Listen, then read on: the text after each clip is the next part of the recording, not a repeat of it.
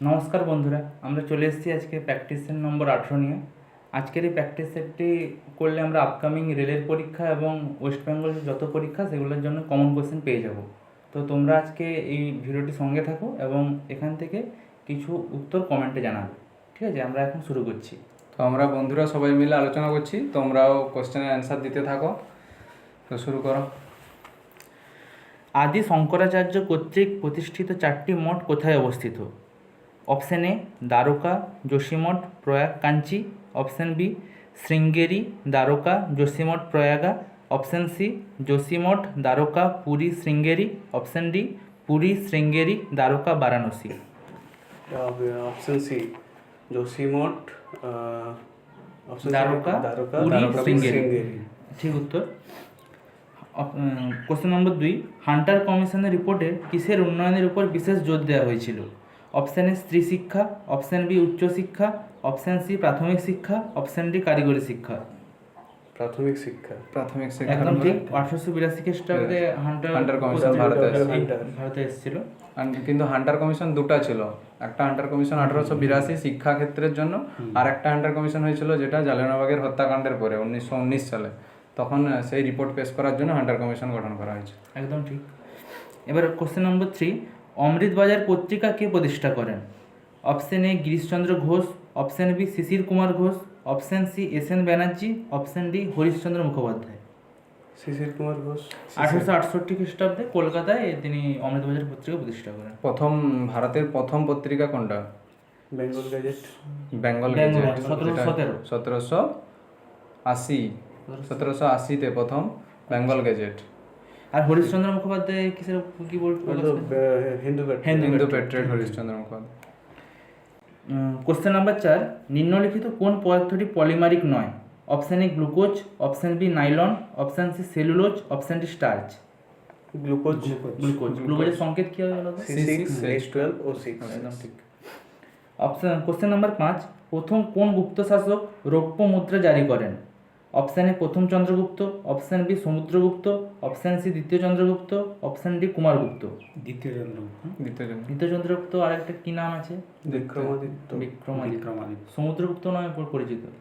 না, দ্বিতীয় চন্দ্রগুপ্ত তো আচ্ছা, ভারতে নেপোলিয়ন বলা হয় সমুদ্রগুপ্ত।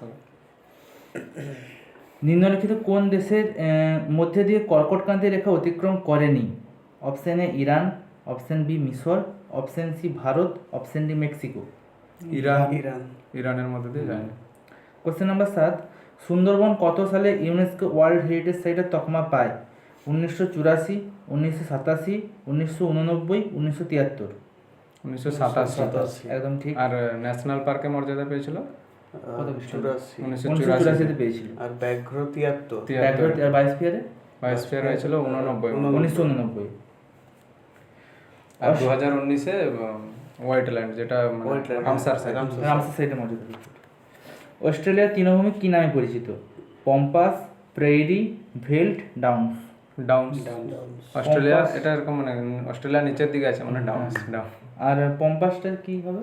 দক্ষিণ আমেরিকা। আর প্রেইরি হচ্ছে উত্তর আমেরিকা। আর একটা আছে না ভেল্ট। হ্যাঁ, ভেল্টও দক্ষিণ আমেরিকা। দক্ষিণ। নিম্নলিখিত কোন স্রোতটি উষ্ণ স্রোত? হামবোল্ট, ল্যাব্রাডোর, সোমালি আর ক্রোয়েশিয়া না কি একটা? ক্রোয়েশিয়া। 2011 সালের জনগণনা অনুযায়ী পশ্চিমবঙ্গের শিক্ষার হার কত ছিল? 74.04, 77.08, 78.04, 73.08। ভারতের জনগণনা কত ছিল? ভারতের শিক্ষার হার ছিল 74.04। মানে এখন অনেক পিছিয়ে গেছে। আর 2011 সালে বলে ভারতের সবচেয়ে শিক্ষিত রাজ্য কোনটি? কেরালা সবথেকে বেশি। মহিলাদের সাক্ষরতার হার কোথায় বেশি? ওটা কিন্তু মহিলা হচ্ছে না, কলকাতা না, মানে রাজ্যের দিক থেকে মিজোরাম। সার্চিপ জেলা সবচেয়ে শিক্ষিত জেলা নাকি? জেলা। হ্যাঁ, জেলা বলছি। মহুয়া, পলাশ, শিমুল প্রভৃতি বৃক্ষগুলি কোন ধরনের বনভূমিতে পাওয়া যায়? ক্রান্তীয় চিরহরিত বনভূমিতে, আর্দ্র পর্ণমোচী বনভূমিতে, শুষ্ক পর্ণমোচী বনভূমিতে, ম্যানগ্রোভ বনভূমিতে।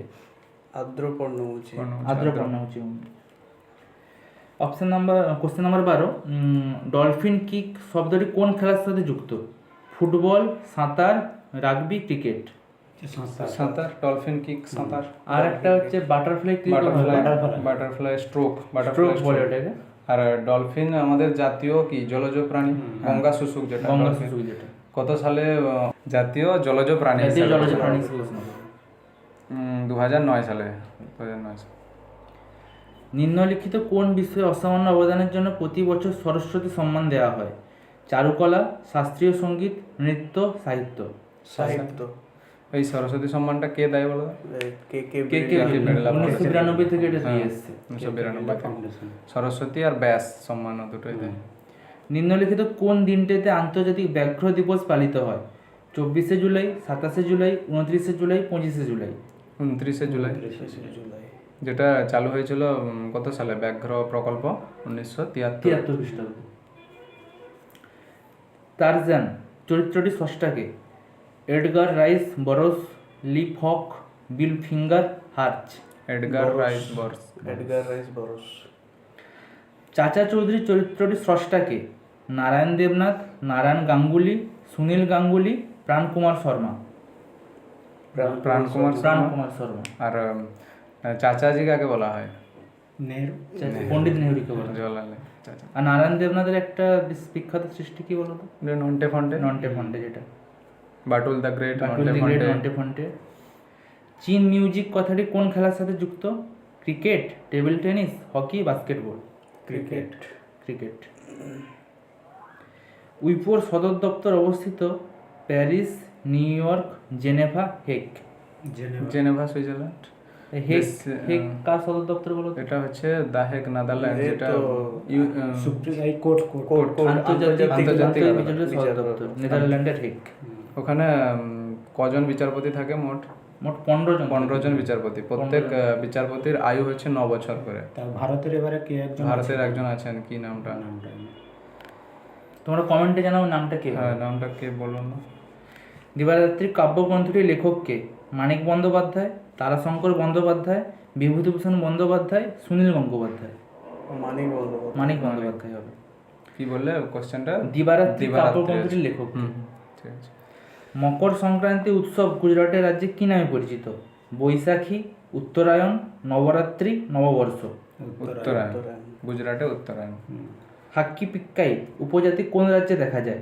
অন্ধ্রপ্রদেশ, তেলেঙ্গানা, গোয়া, কর্ণাটক। কর্ণাটক। হাক্কি পিক্কি। হাকি। কর্ণাটক রাজ্যের রাজধানী কি বলতো? ব্যাঙ্গালোর। সিলিকন ভ্যালি নামে পরিচিত। সিলিকন ভ্যালি, তারপরে উদ্যানের শহরও বলা উদ্যান হয়, শহরও বলা হয়। Question number science 22। সিটিও বলা হয়। কোশ্চেন নাম্বার 22, ওষুধের ক্যাপসুল কি দিয়ে তৈরি হয়? Protein, cellulose, fat, starch. Cellulose. Cellulose কোষের কোথায় পাওয়া যায়?